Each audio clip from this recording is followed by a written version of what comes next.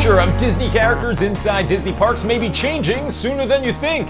Welcome to episode 159 of Inside 300. If you've got 3 minutes, we'll give you the Disney World. I'm your host, Brian Perry. Now, everyone's favorite fairy, Tinkerbell, stands at just 6 inches tall, though when you meet her at the parks, Disney is forced to shrink you down to her size in order for the interaction to make any sense. That could soon be changing thanks to this innovation that was displayed at South by Southwest a few days ago. Check out Tink interacting with people while staying true to her 6-inch size. Now, Austin, you've never met Tinkerbell like this before. Okay, never. Well, you can ask her anything that you want. Anything at all. Okay, if you insist. You look so real. Of course I am. I'm a fairy. Is this your first time at South by Southwest, or is there always been a pipeline between Neverland and South by? Oh, I can fly anywhere I want to, really. I was actually busy earlier today. Peter promised that I'd go on a treasure hunt with him, but I got a little bit bored of that because he brought Wendy along, so I thought I'd come here instead. I think you made the right choice. Oh, perfect. Bye, everyone.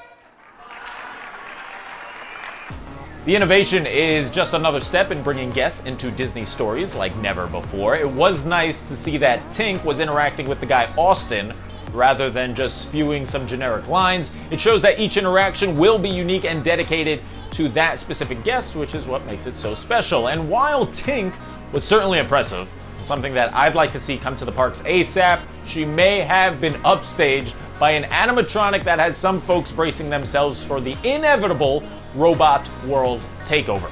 Here's a look at what is presumed to be an early stage Judy Hopps animatronic emerging from a box, falling over and roller skating away.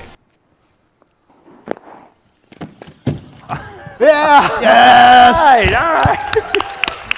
Woo-wee. Yeah, we're doomed. It's awesome, but we're doomed.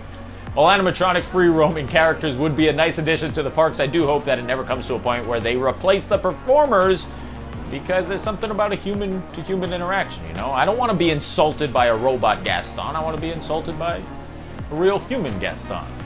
No, I don't want that either. Anyway, moving on. That wasn't the only part of South by Southwest that was notable. Check out Josh DeMauro holding the brand new lightsaber that is coming soon. Here's a look at the inside of it, if anyone wants to take a crack at how it works. Someone told me there are 2 wheels on the inside that release 2 parts of the lightsaber that form together, kind of like 2 tape measures or something.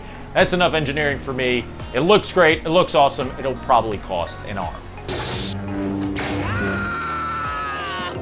Moving on now and back to characters we go. Moana will be headed to Animal Kingdom, and Mirabel from Encanto will be giving Merida the boot from the garden that sits just east of Cinderella Castle at the Magic Kingdom.